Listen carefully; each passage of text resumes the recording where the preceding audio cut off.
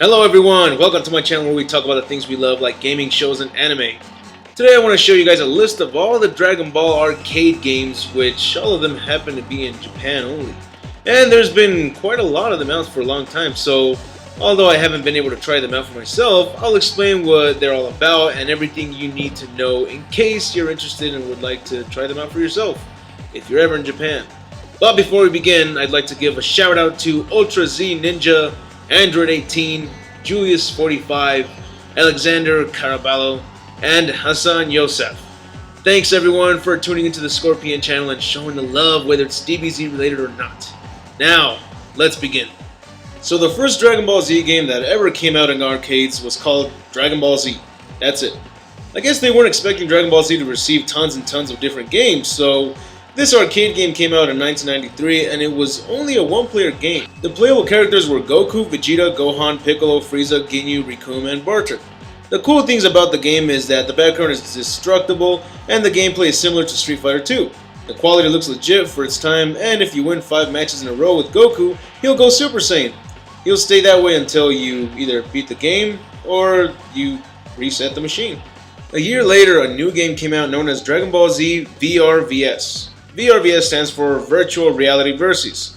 This game is one of the coolest Dragon Ball Z games to come out, and even though it's decades old, it still beats a lot of DBZ games that have been out these days.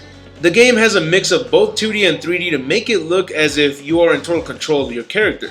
The graphics are in 2D, but the characters are positioned to create a 3D experience. Every time you defeat an opponent, you earn a Dragon Ball. So after beating the final boss, your character's ending will be about getting a wish granted. Goku wishes for lots of food, Gohan wishes that his mother would forget about him studying for a while, and he goes to play with Icarus. Vegeta wishes to have the world beneath his feet, causing Shenron to make him giant. Piccolo wishes to fight the strongest person in the world, and Shenron sets him up against Mr. Satan.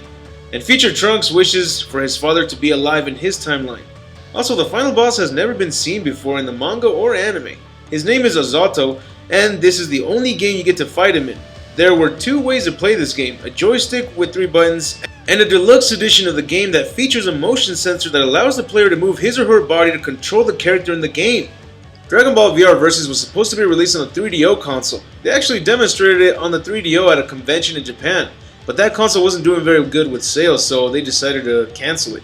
I don't know if this game is still somewhere collecting dust, but if we can find the motion sensor deluxe edition, then I don't care what the cost is. We need to get this game to come back.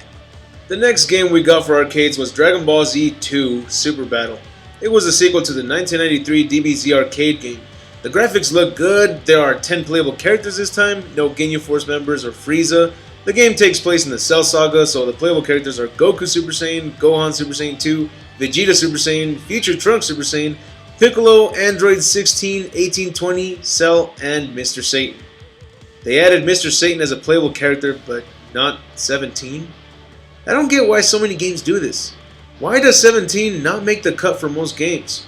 Anyways, from what we can see about this game, the gameplay looks similar to the Butoden series, and that's as much as I can say about it, for now.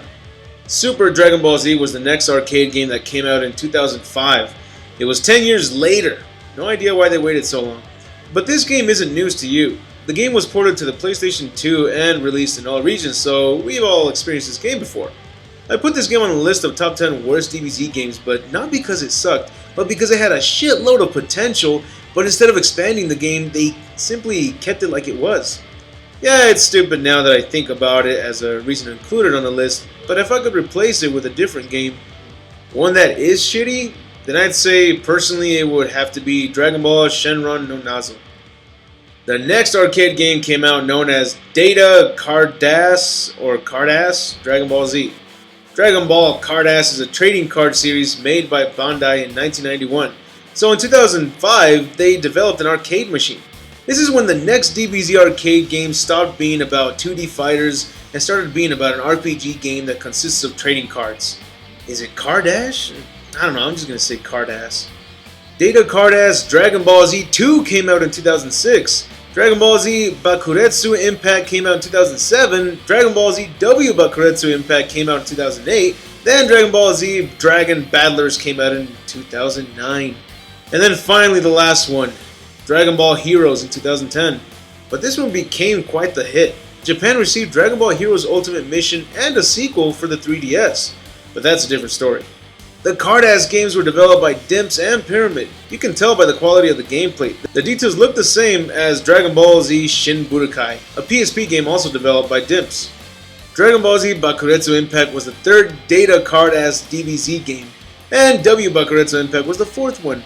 The only difference I see with these two games is that Data card-ass 1 and 2 had a short amount of playable characters, barely reaching over 13 playable characters in the first one, and the second one not even reaching 10.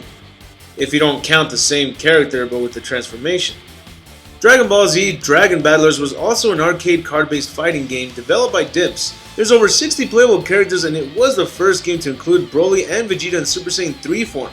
The game's main feature is about having two characters use a team attack. Sounds interesting. After all, wasn't Super Sonic Warriors 2 and Tenkaichi Tag Team about team attacks? And those turned out to be amazing games. Since this is an RPG-like game, then there's gotta be tons of team specials to look forward to. Dragon Ball Heroes became the 6th Data card-ass game. I'll have to take a look at these somehow to give you all a better and more complete review of the card-ass collection. Now, there was another arcade game that came out in 2011. This time, it wasn't a trading card game, it was a fighting game. The game has a similar fighting mechanics as Dragon Ball Z Tenkaichi Tag Team. It's also the first full 3D game to actually have the characters run on the ground instead of hovering above the ground. This game seems to have a lot of potential. The single player modes include Battle Royale and Team Battle, and the two player modes include Team Battle, both that can be played online, and National versus mode, during which competitions for Dragon Ball battles will randomly occur. The person who gets first place in a competition for Dragon Balls in a Battle Royale competition mode gets one Dragon Ball, and the winning pair would receive each a Dragon Ball. When the 7 Dragon Balls are collected, a special bonus is unlocked, such as playing a character like Beerus. Now that is insane! That is a badass way to unlock Beerus. How come we can't join the action? I want to play other arcade games online, especially with the DBZ game. There's over 40 playable characters in this game, and most of them have their own transformations during gameplay. The game recently received an update, so now you can even include Goku and Vegeta in their Super Saiyan Blue form. So it just keeps getting better. Now, the latest arcade game is Dragon Ball Discross. I don't see any information on this game other than the fact that it was announced in 2014. This game even received a manga spin-off. How does the popularity not grow? From what people are calling this game, it's either a mix between Yu-Gi-Oh! Or Beyblade. I don't know if that sounds either ridiculous or awesome. We'll have to find out eventually. So, these are all the arcade games that have been out so far. Have you tried any of them? Have you seen them? Let me know in the comments, because as for now, that's it for the video. I hope you enjoyed it, and if so, put a thumbs up. And if there are any other videos you would love to request, please let me know in the comments. Also, if you want a shout out or a video request, or you want to ask me a question, then I strongly recommend you post it on my Facebook page or Twitter. And if you want to see more of my videos, be sure to hit that subscribe button, as it really helps me out a lot. Now let me sure to let you know when I post up more videos. This is Score saying, have an awesome day.